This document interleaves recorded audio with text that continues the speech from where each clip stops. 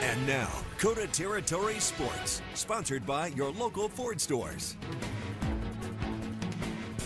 Hello, everybody. The Custer volleyball team has racked up a 24-10 record this season.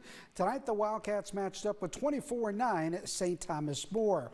Custer focused on picking up a big Black Hills Conference road victory in the first set.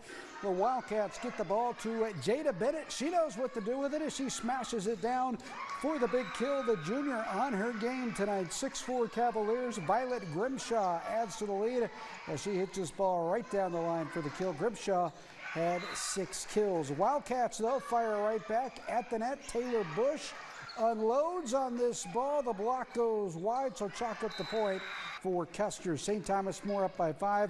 Madison Boyum smashes this ball through the block for the kill. Boyum had 8 kills. Leighton Shear led the way with 11 kills. The Cavs won the first set 25-9. The next two much closer, 26-24 as STM prevails in 3. Elsewhere on the high school volleyball court, Hot Springs defeated Douglas 3-0. Sturgis got past Lee Deadwood in 3. The Hill City volleyball team picked up a 3-0 victory over Hewlett, Wyoming, or over Wall, I should say. Hewlett, Wyoming cruised past Edgemont in 3 straight.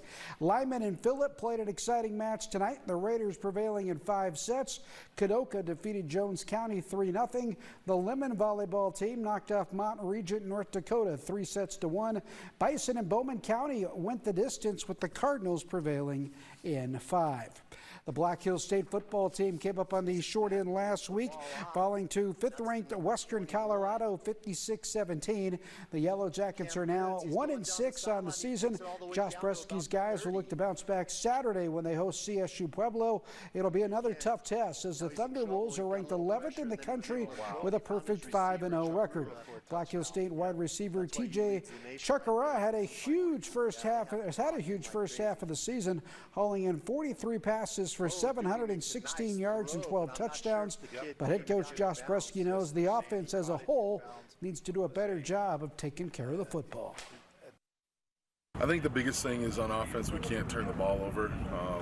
Our turnover margin's pretty atrocious right now as a team, and a lot of that's just coming by way of turnovers on our offense. So we got to do a better job taking care of the ball, keeping our defense off the field as much as possible, and ending every possession with a kick, whether that be a punt or a field goal or a PAT.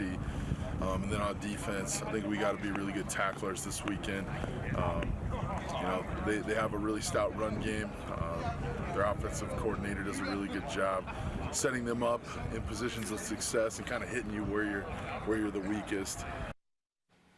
High school cross-country teams met up at Hart Ranch for the Region 5A meet today. For the ladies, Hill City finishes first as a team, followed by Belfouche and Mapialuta.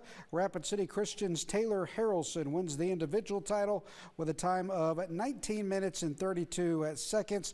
Hill City's Andy Franson finished second. On the boys' side of things, Custer wins the team championship with Hill City and Belfouche second and third. Hill City's Tate Grabow takes the individual title with a time of 15 minutes and 36 seconds. Belfouche's Lennon Clarkson finished in second place.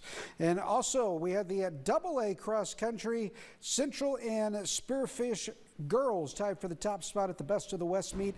Peyton Van Dies from Spearfish also finished first individually with a time of 17 minutes and 39 seconds. On the boys side of things, Central finished first as a team. Eric Aria finished first overall with a time of 16 minutes and 7 seconds. Tomorrow night is the hike. Big high school football games coming. That's a look at sports.